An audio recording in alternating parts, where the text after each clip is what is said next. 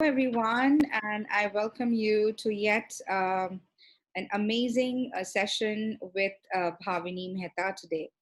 A series which I call Women Instability in Times of Instability, which talks about celebrating women like Bhavini, about whom I'll be discussing very soon. And looking forward to today's conversation. Welcome, Bhavini. Thank you for having me. All right, so viewers, today is Earth Day, and what can I say? Earth is beautiful.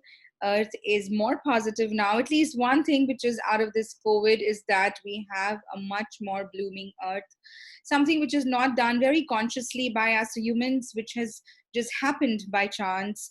There is less carbon emission, there is less industry pollution, and there is much cleaner air to breathe. And I just hope that after all of this is over, we are consciously making this effort to keep this movement on. Because every day when we are sitting at our window panes, we do say, wow, the air is so much fresher and cleaner. So I hope that we can keep on having that aroma, that feeling within us, even when all of this is over, and we connect to the thought that why all of this happened and how beautiful we can make the earth outside for us to live in.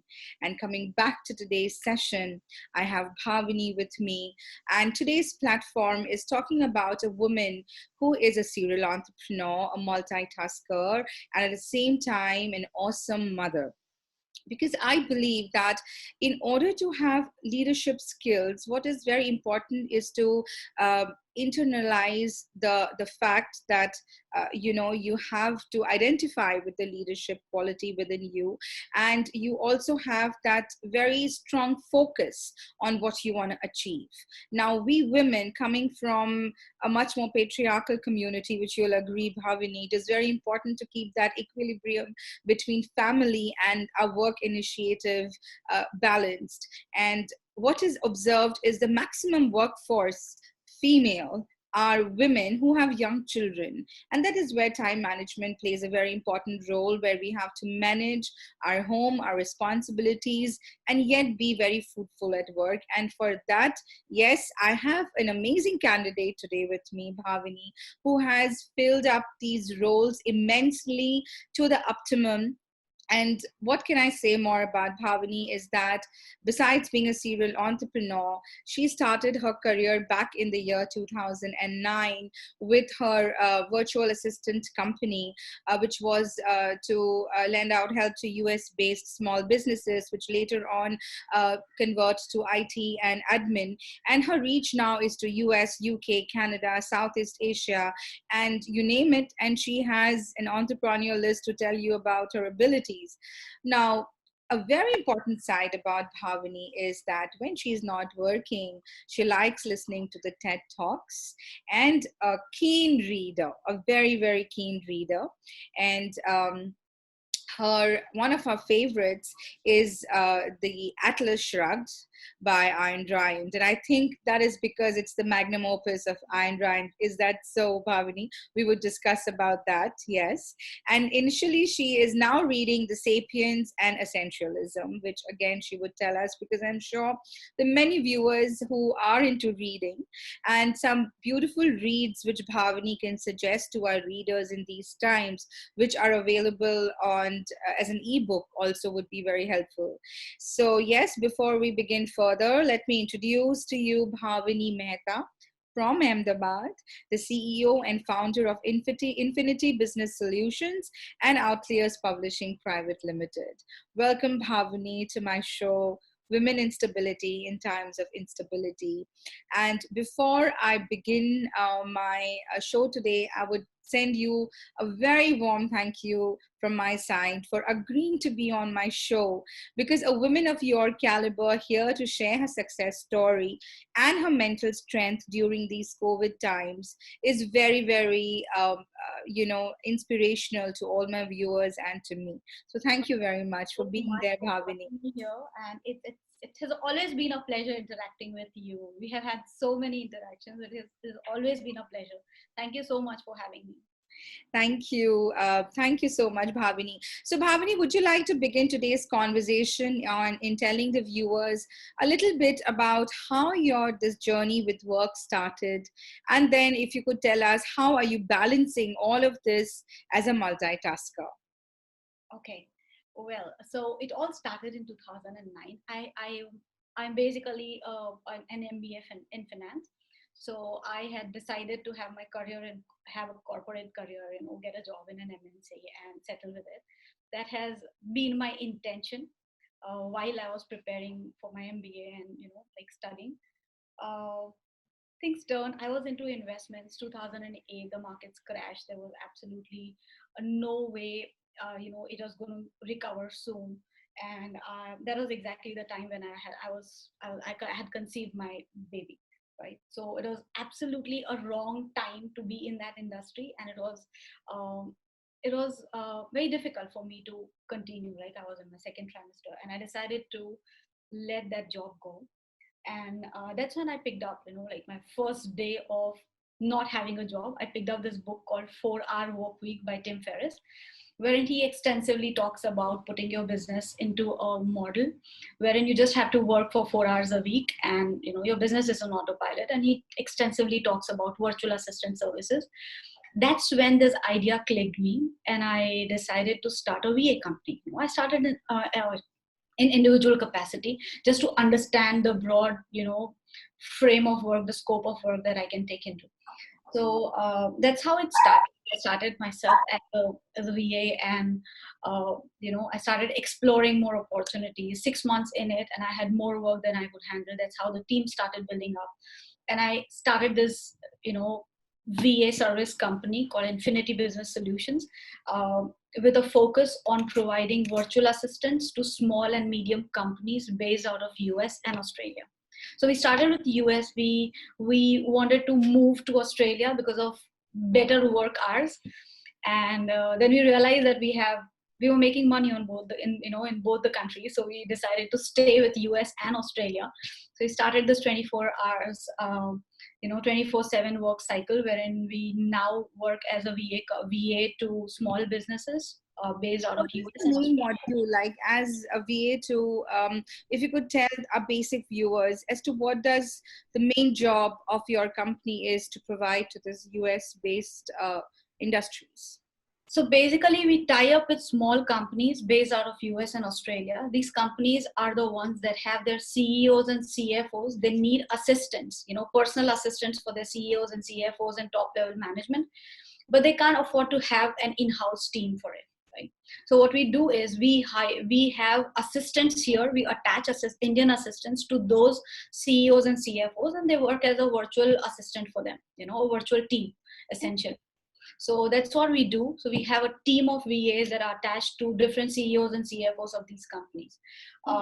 And most of our clients, we have like over 90% of client retention. So most of our clients stay with us.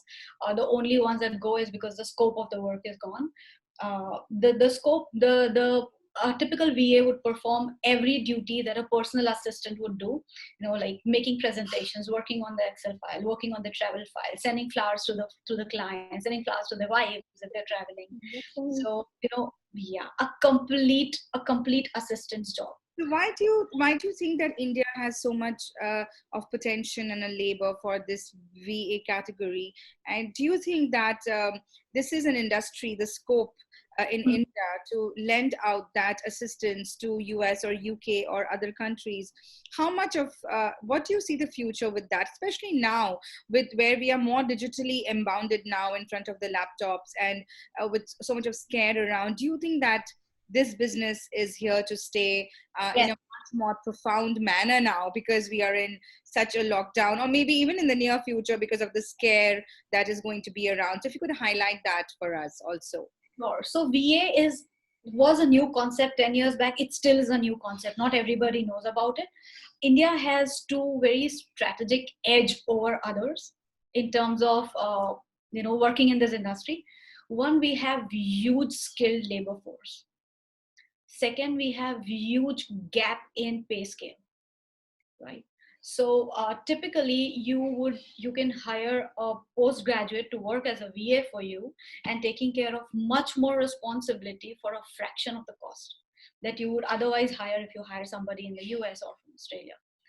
We have great we have great resource in terms of number of individuals available to do these tasks who are skilled, who are like qualified, who you can find MBAs to do these jobs, right? So imagine you having somebody who's a postgraduate working as an assistant for you, who would not only be doing assistant's job, would really be filling in the place of the CEO in his absence, right? So this is the kind of I think value. you mentioned, in the description that you sent to me about your business, you Mhm. mentioned something very unique about your business. That the uniqueness about your business is that probably a lot of workforce of women can revive their their culture of work back, their and they can take like a sabbatical and probably want to come back to work, and this is where they can come back to. So can you highlight that for me, please? It's like being a mother, I know how difficult it is to come back to work leaving your kid behind. Even if the kid is 2 years old, even if your company gives you 3 years of sabbatical, the fact that you have to leave the kid behind and go to work is very difficult. The feeling of kid would be missing me, right? That guilt in a mother that doesn't let you focus 100% on work. That is something that I really wanted to address because I have been through that. It is very difficult to leave the kid behind and work. So the kind of setup we have is you can take 100% work from home. We have flexi pay models. Your work is monitored and you bill on hourly basis. You're paid on hourly basis. You can choose to work for 4 hours a day, 8 hours a day, 15 hours a day, and that's what will define your pay, right? So this is the kind of model I wanted to make it a model wherein people can join the workforce back. The biggest challenge, we keep talking about shattering the. Yes, because I think there's so many goal points to this, because the women who have taken a sabbatical, now they are clustered at home, but now they want to revive their work. They want to come back. Their creative juices are all flowing. They have now time, probably the children are a little older. So your job, your platform creates that acceptance for them to come back in. So you are actually creating a lot of sustainability in terms of work environment for these women. And anything else that you want to add to this, Bhavani? So a lot of time we keep talking about why are women not on the board of directors? Why are women, there's a glass ceiling and we are unable to shatter it. The fact is most of the women drop out after having their family responsibility, right? When you're not in the race, how do you plan to win it, True. right? The reason why we have fewer members is we have fewer members working there, right? We have fewer members joining back the workforce. So is it The because entire you say that women lack confidence or competence, or is it that the emotional stress that they come under?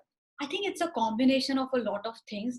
There's, every all of these things are present in each women in different proportion, right? So guilt of leaving the child behind, the want, the having to do it all, and perfecting all of it is something that burns us out, right? So we need to understand what is the balance that works for us. It is okay to let go. It is okay to not be perfect in everything. It is okay to not create a definition to be a perfect mom, a perfect wife, a perfect daughter, a perfect homemaker, and a perfect boss. So you are know you hinting at the word guilt, that maybe women, after some time, when they have a family, they have a husband, and they have children, to go back to work, do you think that they might be feeling guilty? Yes. So it's like if you stay back home, you feel guilty of losing your career. If you go to work, you feel guilty of not being a great mom and not being a great homemaker. So you are always going to feel that you are leaving one duty for the other because you can't do it all. You can't have it all. True. It's a matter of being okay with it. It's a matter of being accepting it. That it is okay. Not everybody does everything, and not everybody needs to do everything, Right. right? So you have to identify your balance and work on it, but it has to be, you have to make your choices. You have to pick one and let the other one go. Everybody does. And I'm so glad that we have a person like you, and maybe the other companies like you, who are making that work available to Yeah. these women who want to take life as it comes, like probably they don't have long-term planning, and the planning keeps changing every 3 years. And Yeah. here there is a workforce which is going to accommodate them when they are ready for it.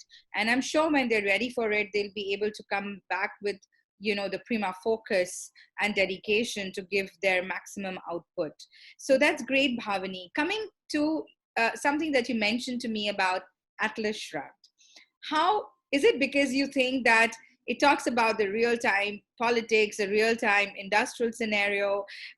Do you think that that connectivity to real time life is something that you have named Atlas Shrugged as one of your main, a fan that you say yourself of Atlas Shrugged? So would you like to highlight and tell viewers what and why they should read Atlas Shrugged, and something about what you have taken back from it? Okay, so when I say I'm a fan of Ayn Rand and Atlas Shrugged, Atlas Shrugged is one of the finest work of Ayn Rand.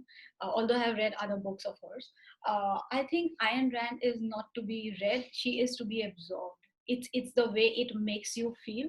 It really changes the perspective. It really changes the way you look at the world. It really makes you feel that a lot of things that's going around in the world, when you are meant to feel smaller, you're meant to feel always thinking about others, keeping yourself in the background, is not, according to me, is not the right way of living. I feel if I am not happy, if I can't take care of myself, how am I expected to take care of others? How am I expected to think about others? It's like the classic example of airplane, wherein the assistants ask you to put on your mask first before you assist others. You have to be strong, you have to be 100% before you go out and try to help the world, and talk about helping the world. So I think that is the biggest take home for me from Atlas Shrugged. Because there's a lot of pressure around us, to always be happy, always trying to help others, always trying to do your bit for others. But there are very few work that talks about thinking about yourself, putting yourself first, taking care of yourself. One of my viewers want to know, coming to this, what you just said, that she wants to know, how do you balance your work and your family? I accept and I let go. I know I am not perfect. I know I sometimes am a boss that my team doesn't like, a strict boss. I know sometimes my daughter isn't happy with me. I know sometimes I fall short, but I am happy knowing that I have put in my 100%. So a lot of time we are unhappy because we feel that we did not do enough, because we feel that the other person was expecting more out of us, right? And we expect more out of ourselves. I think it's very important to understand that you can't be 100%, you can't check all the boxes. True. It's more important to be willing to do it. So if I give you a situation where there's a work crisis and there is a situation at home, what would you prioritize, and how? It depends. I have prioritized different things at different times. So if it's an emotional crisis with my daughter, she needs me badly, and there's a practical crisis that I can delegate to somebody, I am definitely going to delegate it. If there's something, I can just call up my client and just apologize for not being available because there's something else. But I think the key is to communicate. The issue happens when you don't communicate it. I don't think a client expects you to leave everything aside and focus on them. True. Problem is we feel that the client would not be okay and we don't communicate. I have had amazing clients whom I can just pick up and say, I'm really sorry, I really need this half an hour, I'll be back in half an hour, but this time needs to go to my daughter. So Like, would you also agree if I tell you that women, as the working force, they have a better strategy at attaining their goals, because they are able to micromanage their home very well, which gives them the managerial classiness, and the upfront and the smart kick to handle the work better when it comes at the professional trance. So would you say that that is an advantage to men that women? There is. For so many years, we have tried to multitask. You would always find most of the men would say that they're not multitasker, and they feel that multitasking was overrated, and most of the women are multitasker. It's the inherent nature and the way we have been raised, right? Women have been raised with having to take care of the house, husband, even before we started moving into work, like proper work. We were supposed to take care of the family, raise kids, cook, take care of the house. Multiple things, It was not only about taking care of the house or taking care of the kids. It was always multiple things. We have just added one more thing, right? So we have practiced multitasking for so long, and that's the reason it comes natural to us, right? Like, motherhood comes natural to us. True. Most So of the one of my other viewers also wants to know, Bhavani, that you just said sometime back when I asked you about how do you manage your time and your family, and you said that you just let go and you have to believe and agree and accept that we are not perfect. So she wants to know that being perfect, isn't that very subjective? It is, and it should be subjective. When I say perfect, I mean you create a definition of perfect and you try to live by it. Sometimes we create a very stringent definition of perfect, right? I want to be on my child's number one list always. I want to be the best mom. My child should have the best grades. My child should always think about me first, and I should be the best boss. It doesn't It doesn't happen. was it. So you are aligning your goals to what somebody else would think, right? So it doesn't happen. When I say I let go, I really mean I let go, but at the same time I am always I always know that I have done my 100%. That's what keeps me guilt free. Whether my result was 100% or not, it is subjective. It's subjective. Is based on what the other person thinks. True, But true. whether I have put in my 100% or not, that defines my happiness, that defines my contentment. That is really very intelligent to accept that. Now, coming back to Bhavani in these times that we are in, which I like always calling them times of metamorphosis, times of awareness, times of awakening, what do you think of the word lockdown? Okay, let me say that I am scared I am getting addicted to it. It is not. I don't think all of it is bad. Mm-hmm. I feel I have more time to myself. Thinking, talking about myself first. I like to do that. So thinking about myself, I have more time to myself. I used to spend 1.5 hour commuting to work, going and coming back. Really? Which, yeah, yeah. So now I don't have to do that, right? Which adds. Imagine somebody telling you that your day from today would be 26 hours a day. Let the world have 24 hours. You're going to have 26 hours. Imagine adding 1.5, 2 hours every single day to your life, right? So I am cognizant of that fact, and I'm really loving it. Every day you have 2 hours extra. I have a lot of time to read. Of course, the work is a little slow. The team is working from home, so even they are saving on time. So I have a lot of time to read, a lot of time to spend with myself, spend with my books, spend with some music that I like. I do indulge in Netflix a bit, but my first pick is always books, and I get a lot of time at home with my daughter, with my dog, which I don't usually get, because I have my timetable set in a way that I leave as soon as she leaves for school, and I come back just before she comes back, so that we have that sync of timing. So I don't really have to worry about that anymore. I don't have to worry about her pickup times anymore. So I am really getting addicted to this, wherein I can choose what to do. Having said that, I have really kept myself disciplined to start working, sit to work at a regular time. Don't indulge in Netflix before 9 p.m. So pick up the book whenever I have. I like to pick up book in every empty patch of About time management here, which is very important. now. So you have to be disciplined. You just because you have, like Spider-Man says, with great freedom comes great responsibility. So you really have to be cognizant of that. So I have been disciplined, but at the same time, I know that I have more time to do things that I love.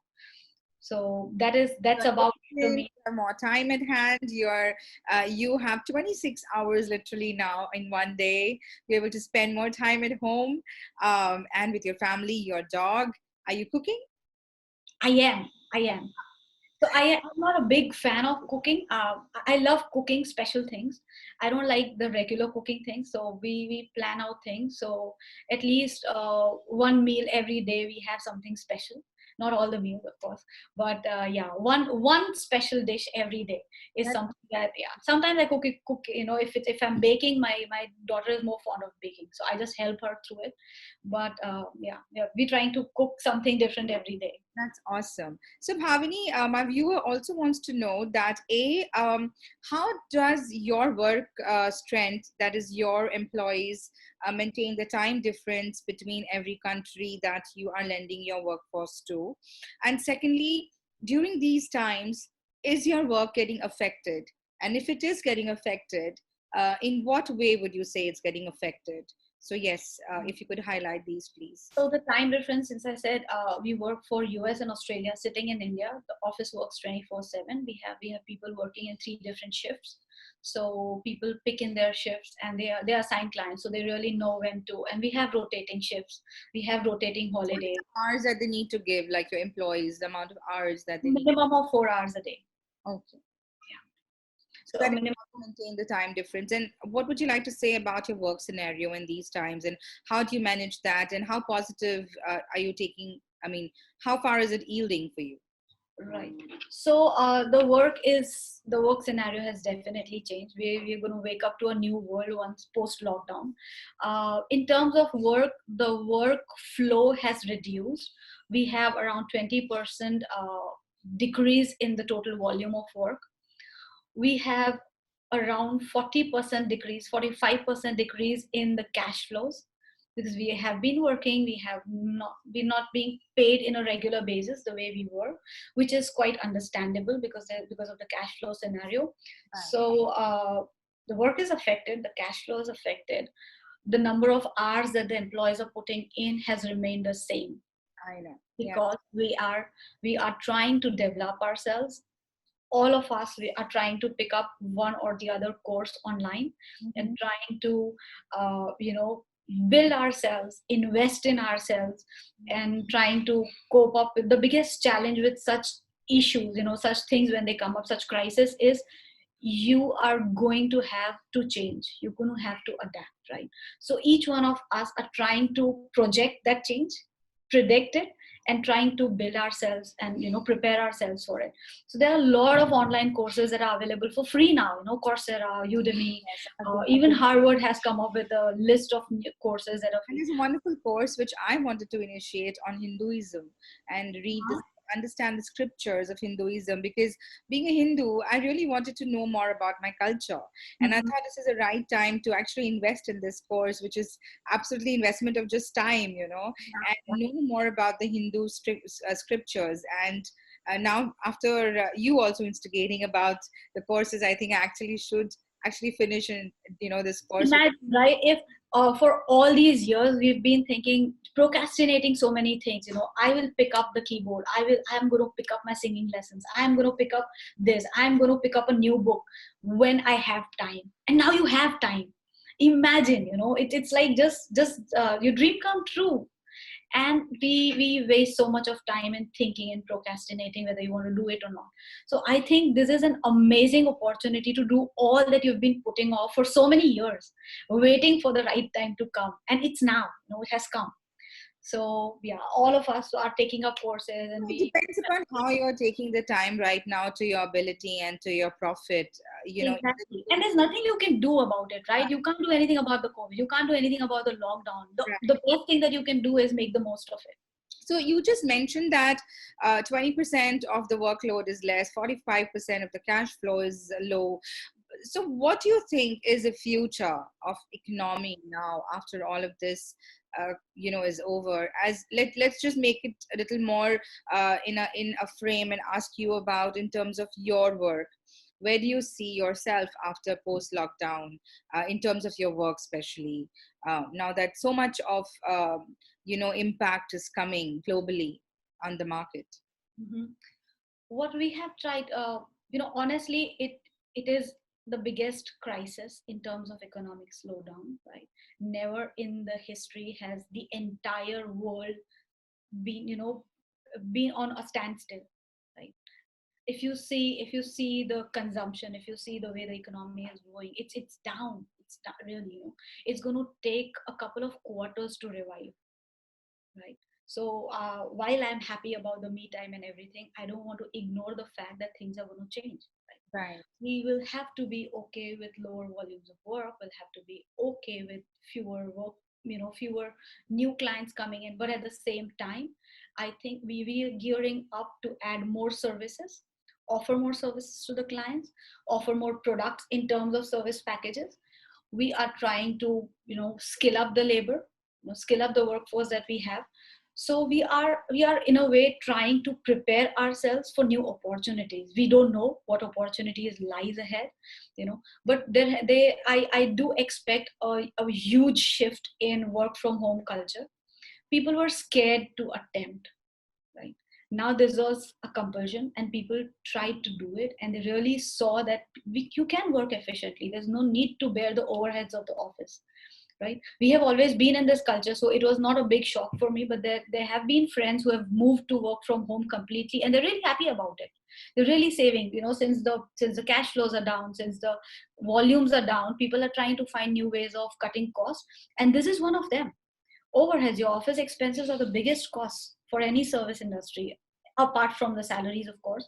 But if you can cut down on your fixed costs, you can really pass on the benefits to the And employees. are you You planning don't. to even cut down on your work strength? I'm sorry if your viewers, I hope they're not listening from your office, because I'm coming across a lot of companies, a lot of industry who also plans down to shorten their length in terms of their employees, because that is very inevitable and very heartbreaking, but something that they need to do. But now that you say that the work probably might be new, the work might be lesser, it will take a few quarters to revive back. Do Yeah. you plan to make some internal changes, if you're comfortable in sharing that? Not really in terms of the length of the in terms of the number of employees. We're planning to retain all of them. We're planning to come up with innovative. So we have a lot of brainstorming sessions wherein we just ask them to, give random ideas about what should we do next, or what service do you think we should add, what industry do you think we should cater, do you think we should move to a different country, looking for new work, do you think we should join in a new networking group to get more work, or some way of adding more visibility. So we are coming with a more a lot of innovative ideas from the employees. But at the same time, I don't think reducing the number of employees is a permanent solution.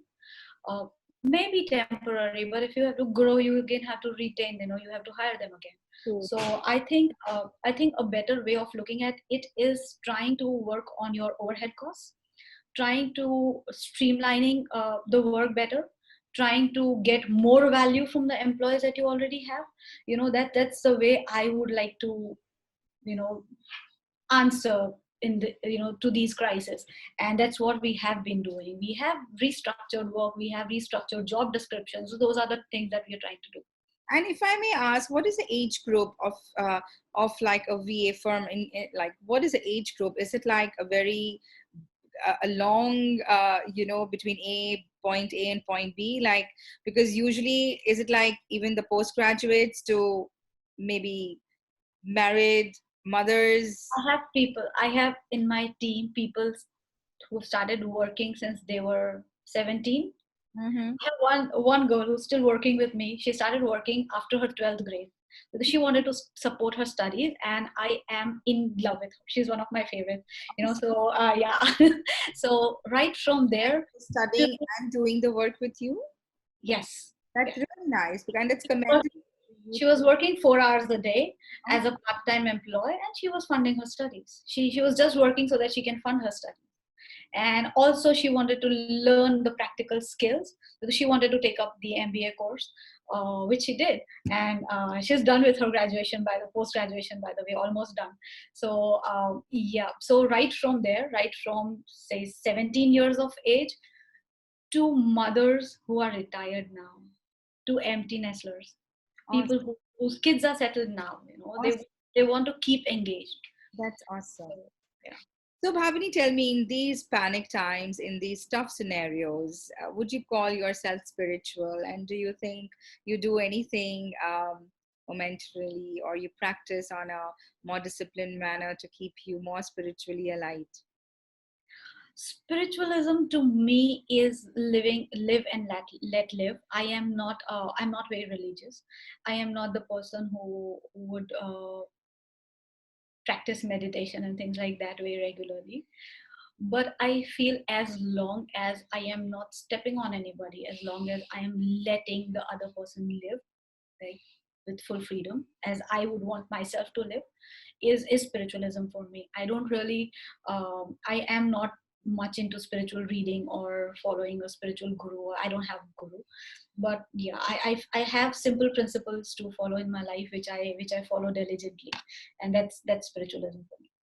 I think there's so much to take back today from our conversation, which is right from being disciplined to understanding your family better, giving more time, restructuring your work, for the future that we are soon going to open up to, which is going to be very, very, very vivid. Tell me, what is your taking back from your latest read that you're doing, which is The Sapiens and the Essentialism? That is very important. Okay, let me let me talk about essentialism here, right? I was the kind of person. So when I say, to let go and to accept that it's okay to not be perfect, I was not always like this. I have evolved as a person, and I feel that I will evolve till I die. Everything that you read, every person you meet, every conversation you have something to take back, and that makes you as a person. You people are like sponge. We absorb different things. Different. You might absorb a different thing from this conversation. I might absorb something else. So one thing that I always did was, I would say my default would be yes to things. Like, let's go out. I say, okay, let's go for a party. If somebody invites, okay, I'll be there. So my default to a lot of things was yes. With essentialism, I've realized that it is okay to not be a part of everything. It's okay to say no. You should say yes only when you are 100% comfortable doing that, or you want to do it. If your answer is not a definite yes, it should be a definite no. So that is what essentialism has taught me. When in the pursuit of doing everything, you end up with nothing. You end up being frustrated. You end up working more and getting less. So you are not content despite working more.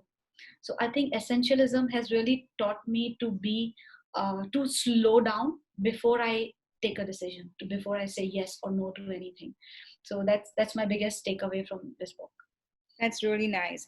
And is that why your inclination towards publishing started? Like, if you could tell us a little about now about your publishing house, because we haven't discussed that. And yes, I have to tell my viewers that it has won. If you could also enlighten with your own words, Bhavani, about the different accolades and citations that your publishing house has, got over time. Sure. So this publishing journey started like 3 years back. I call it my passion baby. Since I am into books, and I was really intrigued about the other side of books. You as a reader, you always know, you understand a book once it is out, once it's printed and it's in your hands. So I was really intrigued about how what a journey of a book is like. How does a book takes its shape. So that's when I landed on a project from one of the CEOs who wanted to write book, and I tried to learn with him how to self publish, and then I took up multiple courses to understand, and I registered my firm as a publishing house. In this entire process, I realized that there are a lot of amazing authors whose work don't see the light of the day, because the publishing houses are not accessible, because they don't have enough expertise in creating their book. They don't know what it takes to create a book. They are just amazing authors, and they just have content to share. So in this entire quest of trying to learn how publishing works, I decided to take it up as my contribution to the industry. Since I have been a consumer of books, I felt that, this is something that I really want to contribute to. And that's how this publishing industry started. It's a registered startup under Startup India, and it's incubated with Gujarat University Incubation Center. And we were awarded last year as the most promising emerging startup. So we have published 17 titles so far. 7 of them have made it to the international bestsellers list. One of the book was featured at the Frankfurt Book Fair. So it has been an eventful journey, last 3 years. So I am really enjoying this, working with passionate people. Authors are really passionate when they talk about their books. You should really speak to an author about their book. They are, it's like the book comes to life, and they just share each and every incident of the book and how it took place. And so it has been a great journey so far, and I really look forward to interacting with multiple authors. So yeah, it started as a passion. That's wonderful. So, lastly, Pavni, I would also want you now to just share your insight about telling the viewers about what they can expect post this period is over. What are the new horizons which they might open up to? What do you have to say to the listeners about a more positive tomorrow? Mhm. So one thing is for sure, that you're going to wake up to a new world. Things are not going to remain the same. And if you don't take up this opportunity of building yourself and preparing yourself for the change, you're going to have a hard time. Of course, I've spoken a lot of good things about lockdown and a lot of things to look forward to, but it takes commitment from your side. It takes efforts from your side to gel into. The biggest challenge and the differentiating factor, I would say, is how well do you adapt to the change, right? How well do you prepare yourself? How persistent you are in trying to work on yourself. What is the preparations that you are hinting at, if you could like? So I I know think they're very subjective. I know they're very subjective, but still, if you can say, how can one prepare? this is a time when one can take to invest in yourself, to learn new things, right? I'm sure everybody knows one thing that would make them better, right? You don't know what opportunities lies beyond, apart from some industries that we can have a more predictable view on. For example, travel. It's not going to open up so soon. I know people are desperate to travel, but at the same time they're scared to travel. True. At the same time, there are cash flow issues. So even if they want to travel and they are okay with taking the risk, they don't have money to travel. So leisure comes like five, Food six. and hospitality too. Hospitality too, right? In terms of pharma companies and in terms of healthcare, it's going to boom in the short term, right? And then things will settle. Everybody is into preventive care. Everybody is into vaccines. Everybody is trying to put in all the money in R&D. That's going to settle.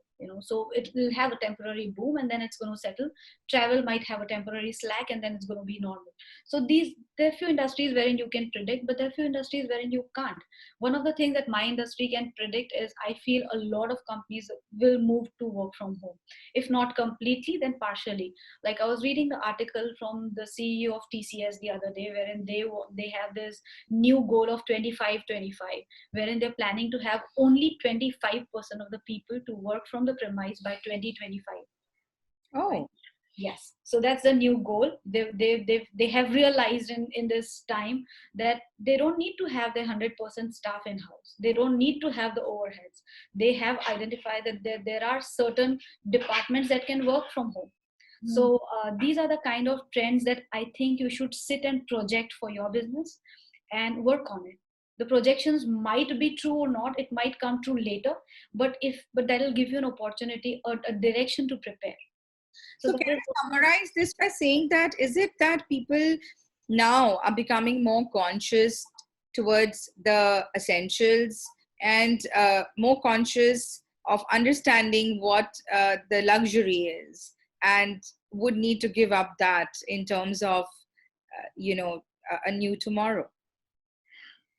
you can say that, but I think these are temporary trends. People settle in. This is new normal. We okay with lockdown now, and then once we have access to everything, we go back to normal. right? So not it's very difficult to consistently be what you want to be when you have access to everything. Sure. And I think people go back to normal. That's, it's more likely to go back to normal. Of course, it'll take some time, but I don't think we are always going to assume that going out and meeting friends is a luxury. Of course, we'll value it more for a shorter period of time, but then we go back to normal. True, true.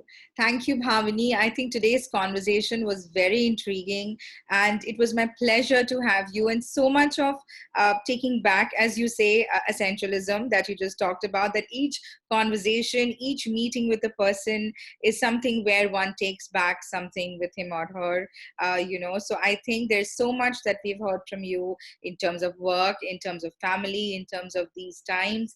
And I'm sure everyone must be really relishing our conversation today.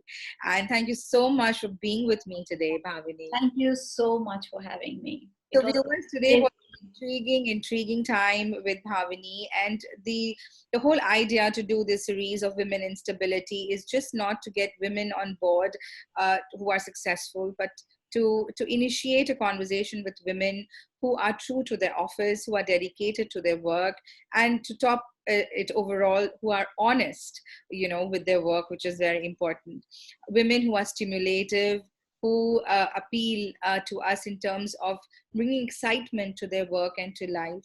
And this is what all the stability series is all about. And Bhavini today has actually fit all the norms and all the curves of what I initiate to do with these conversations. So thank you so much, Bhavini, for being with me here today. And I look forward to meeting you soon when all of this is. I promise. I promise you that. Thank you, Bhavini, and we'll catch up soon. Thank you. Thank you, everyone. And I'll see you all again very soon with another remarkable woman on Friday. And we'll have lots more to talk about then. Thank you so very much. Have a great day. Stay blessed. Stay safe. Bye bye. Thank you. Bye bye.